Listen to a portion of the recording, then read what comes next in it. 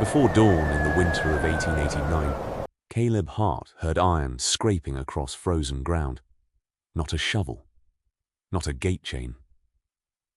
Something heavier dragging in stops and starts beyond the Circle H barn. Caleb was 62, and he had spent enough years around horses to know when sound meant trouble. He pulled on his coat, took the lantern from the kitchen peg, and stepped into a Wyoming whiteout. The wind swallowed the house behind him. Halfway to the barn, he saw the tracks. First, one narrow boot print, then a bare heel wrapped in cloth, then two crooked grooves cut through the snow by something with metal corners. A boy came out of the whiteness. 11, maybe. One boot missing. Coat blackened with smoke. His young covered foot was bound in a strip of flour sack, already stiff with blood. He had both hands locked around the handle of a small iron strongbox, dragging it through snow nearly to his knees. Caleb stopped. The box looked familiar. Same black iron.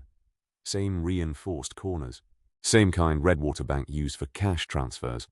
The boy saw him and tried to turn away. "Easy," Caleb said. The boy pulled harder. His knees buckled.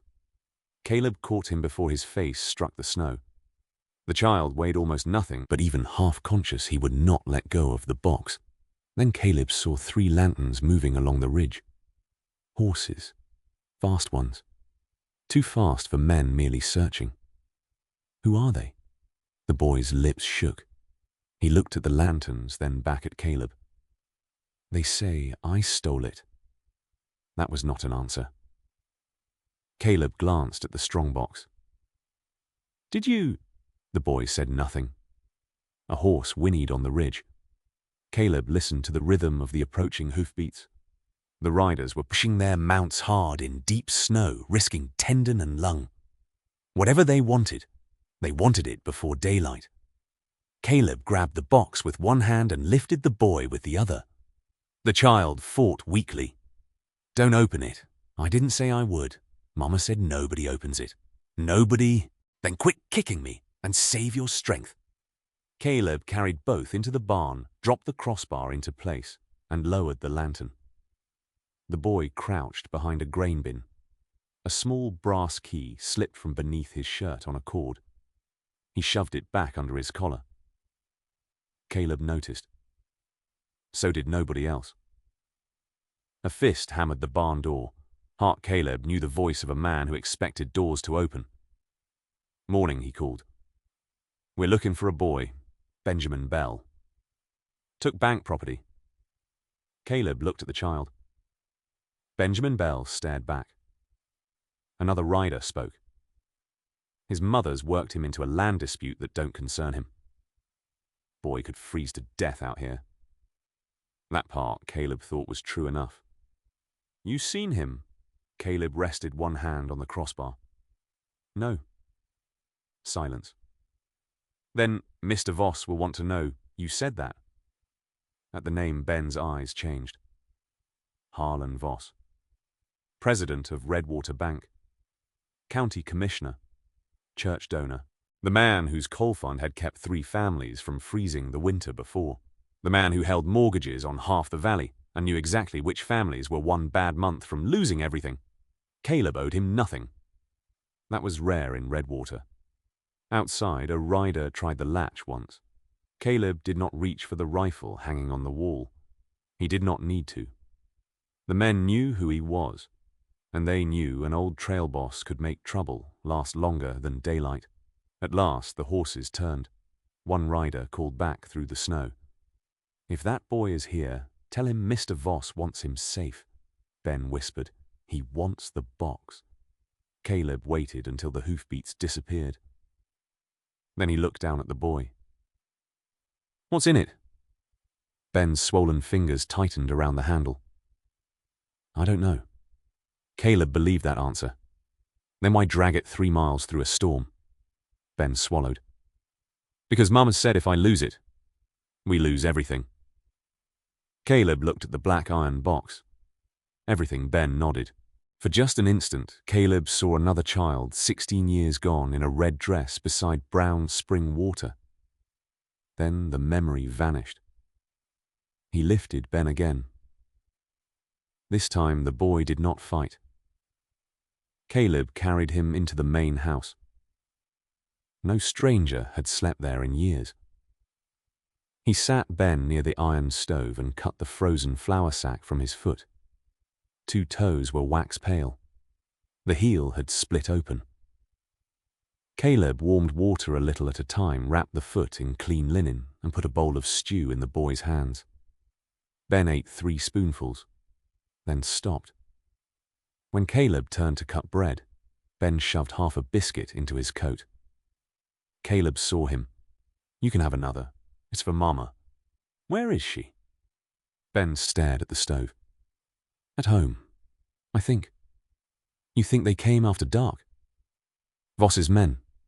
They said they were taking inventory." The word sounded strange in a child's mouth. What burned smokehouse first? Then the shed. "Mama made me go out the back." Caleb's jaw hardened. "She sent you alone." Ben looked up fast, defensive now. She said, "Get the box to Circle H." "Why me?" "Because you don't owe Voss money." Caleb almost answered that, not owing a man, money did not make you responsible for every frightened child who crossed your fence. He did not say it. Ben began to shake again. Caleb added wood to the stove. It changed nothing. He pulled 2 blankets from the hall closet and wrapped them around the boy. Still nothing. His eyes drifted toward the cedar chest under the stairs. He had not opened it in 16 years. The key hung on a nail beside it. Caleb stood there for a long moment, then turned the lock. Inside lay a red wool blanket faded along the folds. Ada's. His wife had put it there after the flood. Caleb lifted it, and the smell of cedar brought back water, screaming horses, a small hand, and the memory of running in the wrong direction first. He carried the blanket to Ben. The boy looked at the red wool. Whose was it? Caleb wrapped it around his shoulders. "Keep warm." Ben studied him, but did not ask again. Near noon, Caleb sent his older ranch hand Tom toward the Bell place on the sure-footed bay mare. He gave him no heroic instructions. "Stay off the freight road. If the mare starts fighting the ground, trust her." Tom nodded. Ben fell asleep beside the stove. Even asleep, one hand remained looped through the Strongbox handle.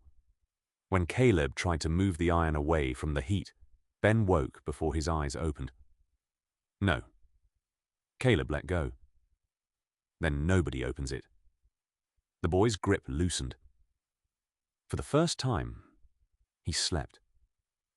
By late afternoon, Tom returned with a woman riding behind him.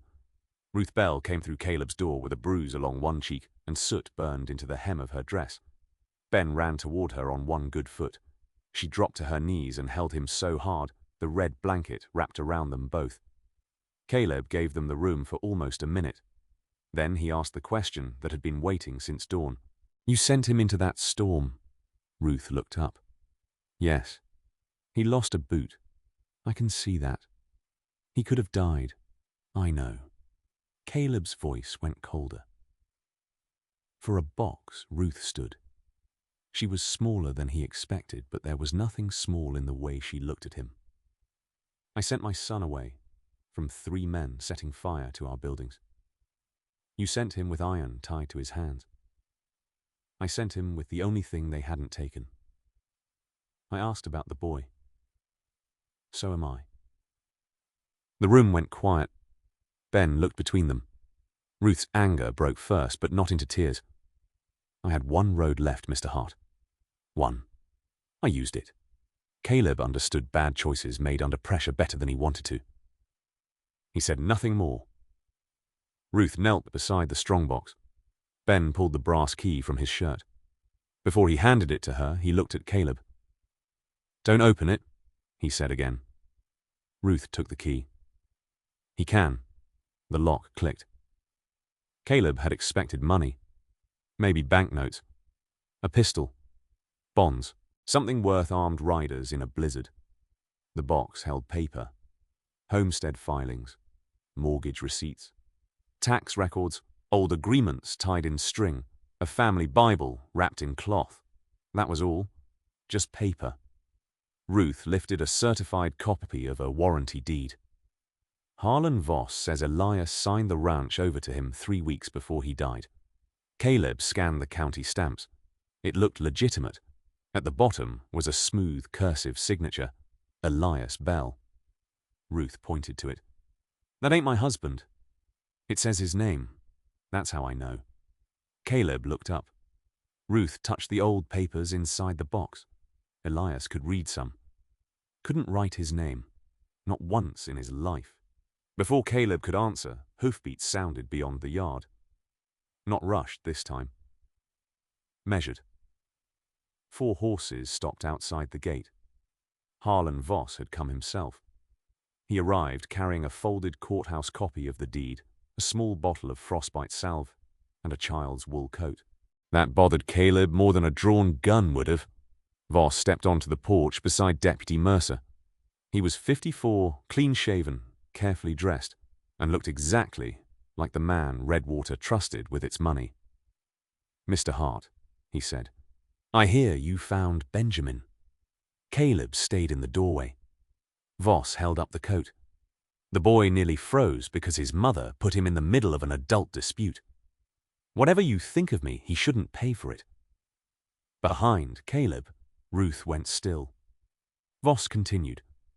The Bell property was transferred legally. The bank has a recorded deed. Mrs. Bell removed documents from an estate now under dispute and sent her son into a blizzard carrying them. That your version? Caleb asked. It is the version recorded at the courthouse. Voss glanced toward Ben. I brought medicine. Ben moved behind Ruth. Voss did not smile. Redwater is 4 days from a railroad decision that could keep this valley alive another generation. Bell Spring is the only dependable water along the proposed spur. Mrs. Bell does not have the capital to build what is coming. Ruth stepped into view. So you stole it for the public good. Voss looked almost disappointed. I offered Elias a fair price. My husband said no. And now he is dead. The deed is recorded, and a child has frostbite.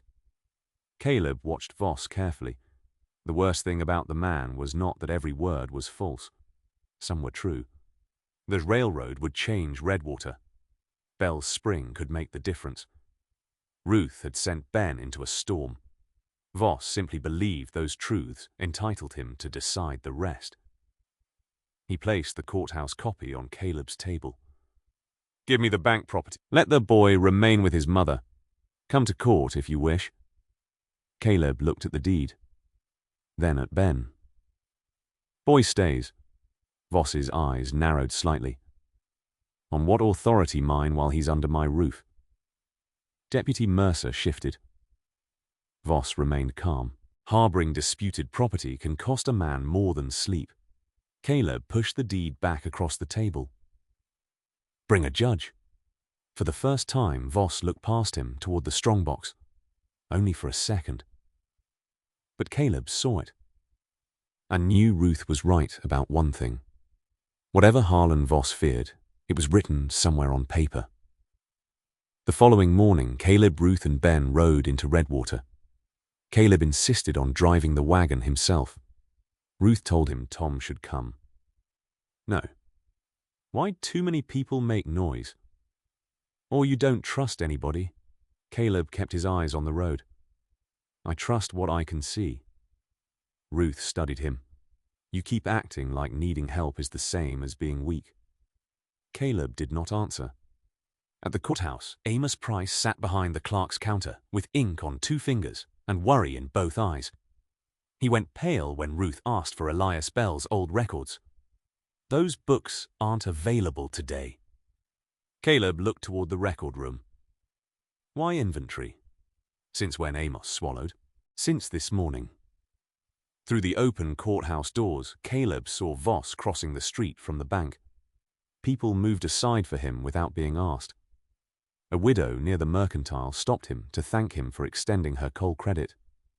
Voss removed his hat when she spoke. That was his power. Not fear alone. Some people loved him. Some needed him. Most could not afford to find out which feeling mattered more. Ruth leaned toward Amos. "You know that signature isn't Elias's," Amos whispered. "Mrs. Bell, please." "Did you see him sign it?" Amos looked toward the street. "No records today." Then his eyes flicked upward. One shelf, one leather ledger. A glance so quick, Caleb almost missed it. Almost. Voss entered the courthouse carrying a telegram. "Railroad inspection moved forward," he said conversationally. "Mountain Pass may close again." Ruth's face changed.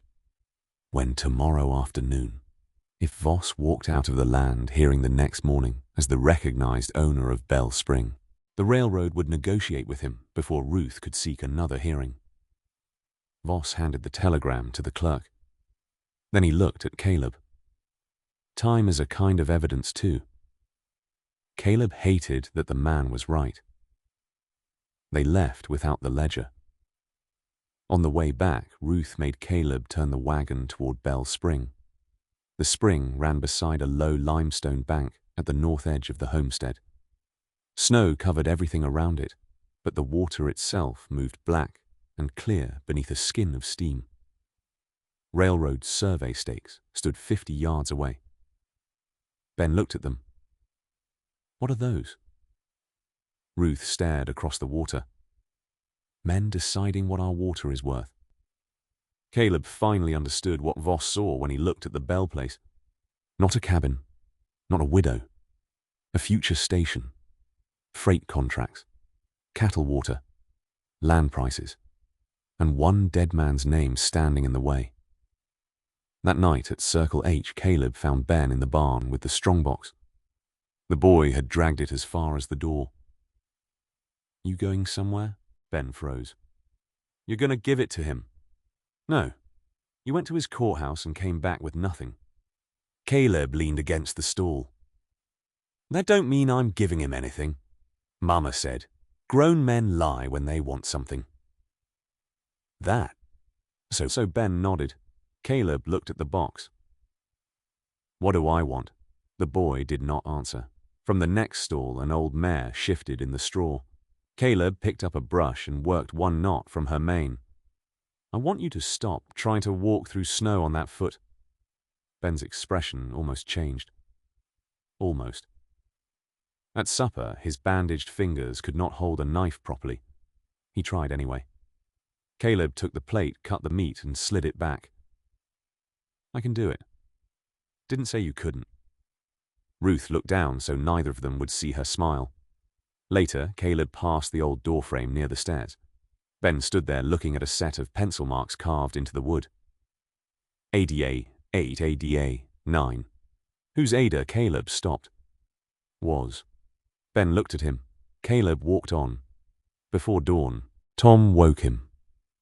3 sets of fresh tracks crossed the north road. Caleb crouched in the snow. He studied the depth spacing and chipped ice at the edge of each print. Same horses as the ridge, Tom asked. No. How can you tell these were shod in town? He stood carefully. They're waiting somewhere ahead. Ruth heard him. Then we take another road. All the other crossings are ice shut. Bring Tom. No. Her jaw tightened. There it is again. What you deciding alone so nobody can disappoint you. Caleb looked at her. Ruth lowered her voice. Protection ain't the same as control. He almost told her she knew nothing about it. Instead, his eyes moved toward the cedar chest beneath the stairs. The empty place where Ada's red blanket had been. Caleb turned to Tom. Saddle up. Follow half a mile behind. Don't show yourself unless we need you. Ruth said nothing, but Caleb heard what had changed. He had asked someone to come. The road to Redwater narrowed at Slate Creek. The timber bridge appeared through the snow just after sunrise. 2 mounted men waited in the middle. A third came out of the trees behind the wagon. None wore Voss's colors because Voss had no colors. Men did things for bankers without being given uniforms. The closest rider lifted a hand. Give us the box. Caleb slowed the team. Whose box? You know whose. No, I know who wants it. The rider came alongside. Ruth held the reins while Caleb stood in the wagon bed. Ben clutched the strongbox. Let it go if they grab it, Caleb said. Ben shook his head. Mama gave it to me. Ben, if I lose it, we lose everything. The rider lunged. His horse crowded the wagon team. Caleb saw the lead mare's ears flattened before she panicked. He reached across. Ruth snapped one rein sharply and turned the team toward the bridge center before the rider could pin them against the rail. Another horse struck the rear wheel. Wood cracked. The wagon lurched. Ben fell sideways. The strongbox slid. For half a heartbeat, Caleb did not see Slate Creek. He saw spring runoff. Brown water. A red sleeve. A stallion screaming behind a fence. Then Ben went over the broken rail. The strongbox followed. Caleb moved. No thought. No calculation. He caught Ben by the coat. The iron box struck the bridge once and disappeared into the black creek below. Ben kicked over open water. Pain tore through Caleb's shoulder as he dragged the child upward. Ruth grabbed Ben under both arms. Behind them, one rider cursed as Tom came out of the snow on the bay mare. No gunfire. No heroic charge. Just enough confusion. Ruth snapped the reins. The team crossed. Caleb collapsed against the wagon side with one arm pressed to his ribs. Ben stared back at the creek. The box. I know. My father's papers. I know. You let it go. Caleb looked at him. Yes. Ben's face twisted with anger. Mama needed those. Caleb breathed through the pain. She needed you more. Ben turned away. For the rest of the road, he would not look at Caleb.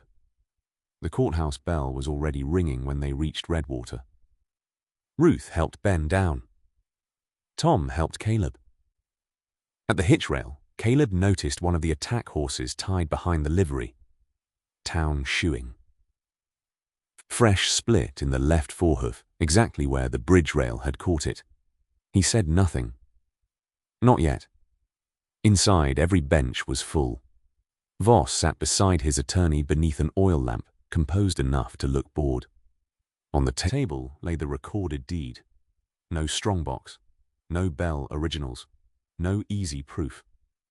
The hearing began. Voss's attorney did not shout. He did not need to.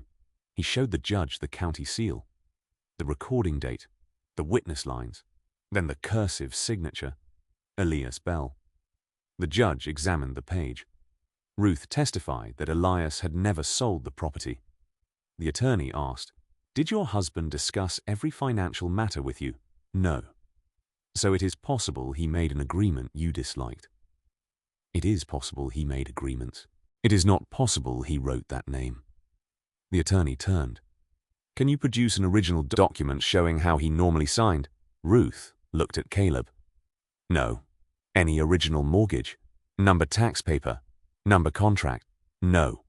Why not? Ruth's voice tightened. They went into Slate Creek this morning. A murmur moved through the room. Voss looked at Caleb for the first time. No surprise. That told Caleb enough, even if it told the judge nothing. The attorney faced the bench. Your Honor, we have a recorded deed against memory and missing papers. The judge looked unhappy, not corrupt. That made the danger worse. Mrs. Bell, he said, a court cannot void a recorded transfer because a widow remembers her husband differently. Caleb rose. Amos Price. The judge looked toward the clerk. Mr. Price, come forward. Amos stood slowly. He passed Voss on the way. Voss did not threaten him. He only said softly enough for Amos alone. Your sister, still 2 months behind. Amos stopped. Voss adjusted one cuff. Cold year. Amos continued to the front. The judge asked, did Elias Bell appear when this deed was recorded? Amos looked toward Voss, then toward the back row. His widowed sister sat there with 2 children in patched winter coats. I don't remember anything unusual. Ruth closed her eyes. Caleb felt the hearing sliding away. Did you see Elias Bell sign this document? I don't recall. Voss's attorney sat down. The judge folded his hands. Mr. Hart, unless you have actual documentary evidence, I have heard enough. Caleb glanced at the shelf inside the record room. The shelf Amos had looked toward the day before. You have a ledger. Amos did not move. The judge followed Caleb's gaze. Mr. Price. Amos swallowed. Old homestead records. Do they concern Elias Bell? Amos looked down. I'd have to check. Voss's attorney objected that the hearing could not become a fishing expedition through decades of county files. The judge hesitated, then shook his head. The certified deed is before me. The Bell family's originals are not. Absent stronger evidence, the recorded transfer stands. Ruth pulled Ben closer. The judge reached for his pen. Voss began stacking his papers. Caleb had lost. Not almost. Lost. Then Ben shifted beside him. One of the bandages around his hand had come loose. He tried to retie it with his teeth. Amos saw him. He saw the raw red line across the child's palm from the strongbox handle. Then he looked back at his sister's children. Fear did not leave his face. That was the important part. He was still afraid when he spoke. Judge, the pen stopped. Amos removed his spectacles. There is a record. Voss went still. Amos pointed toward the room behind him. Top shelf. Brown ledger. Homestead entries. The judge said, "Bring it." Amos did. He placed the volume beneath the lamp and turned pages until his finger stopped. No one spoke. The judge leaned closer. Beside Elias Bell's original homestead entry was one mark. X under it, his Mark II witness names followed. Ruth did not cry. She only closed one hand around Ben's shoulder. The judge looked at the deed, then back at the ledger. Another record. Amos nodded. Voter registration. He found it. Elias Bell. X his mark. The attorney rose. Those records show how he signed on those occasions. They do not prove. Amos interrupted him. I recorded the Voss deed. The room became very quiet. Voss looked at him. Amos's voice nearly failed. He started again. Mr. Voss brought it to me already signed. Elias Bell was not there. Amos Voss said. The judge looked up. Mr. Voss, you will remain silent. Amos gripped the edge of the table. I knew Elias. He came into this office for years. He never wrote his name on any county paper I handled. The judge tapped the cursive signature. And this, I never saw him make it. Was he present to acknowledge it? No, sir. Did anyone in your presence witness him sign it? No, sir. The attorney tried one last time, a clerk's failure of memory. The judge turned the homestead ledger so the room could see. This is not memory. He laid the deed beside it. A man who had used an X his entire legal life had supposedly written a clean-flowing signature only on the document that gave Harlan Voss the most valuable spring in Redwater Valley. The lie had tried to look respectable. That was what destroyed it. The judge voided the transfer. Ruth Bell's title stood. Ben's inheritance stood. The deed and Clark's testimony would be forwarded to the territorial prosecutor for investigation of forgery and fraud. The attack at Slate Creek would be investigated separately. Deputy Mercer was removed from any further role in the Bell matter pending review. Voss did not shout. He did not beg. He folded his gloves. Are we finished? His attorney did not answer. Voss walked toward the door. At the aisle, a merchant who had always stepped aside for him remained where he was. Voss had to walk around. That was the first visible crack. Outside, Caleb leaned against the courthouse wall. Ben came out behind him. For a while, neither spoke. Then Ben said, "Mama says the papers can be copied." Caleb looked down at him. "Sounds wise." Ben stared at Caleb's injured shoulder. "I was mad at you. I noticed. I'm still a little mad. That seems fair." Ben thought about it. Then he reached up and caught Caleb's coat sleeve with his bandaged hand. He did not let go until Ruth came down the courthouse steps. Redwater did not become brave that afternoon. One farmer brought Amos a suspicious loan paper the next morning. 3 more came before the week ended. A month later, the county ordered important land entries duplicated. Harlan Voss was eventually forced from his commissioner's post, while the territorial authorities pursued the fraud case. No single morning fixed the town, but people had seen one official-looking lie break open under a lamp. That was enough to make them start asking questions. Ben still did not sleep easily. The first night after the hearing, he wore both boots to bed and rested one hand on the doorknob. Caleb left the hall lamp burning. "Nobody comes through that door without passing me first." Ben said nothing. A few nights later, the boots were still on, but his hand had fallen away from the knob. A week after that, Caleb passed the room before sunrise. Ben was asleep beneath Ada's red blanket. His boots stood beside the bed. Caleb looked at them for a moment and kept walking. When Ruth later washed the blanket, she folded it carefully and offered it back. Caleb nodded toward Ben's room. "Leave it there." The cedar chest beneath the stairs stayed empty. By spring, the Bell cabin was repaired. The railroad chose Bell Spring for its water stop, but Ruth Bell negotiated the agreement herself. Voss had once argued that she lacked the capital and experience to manage what was coming. She hired an attorney, read every page put before her, and signed her name at the bottom. Part of the income rebuilt the ranch. Part helped finance a public school. Caleb never asked to be thanked. He did start forgetting to lock the Circle H gate, at first once a week, then more often. Eventually, the chain disappeared from the post altogether. 12 years passed. Benjamin Bell became Redwater's elected county clerk. The first policy he insisted upon was simple. No family's title would depend on one paper, in one box, in one room.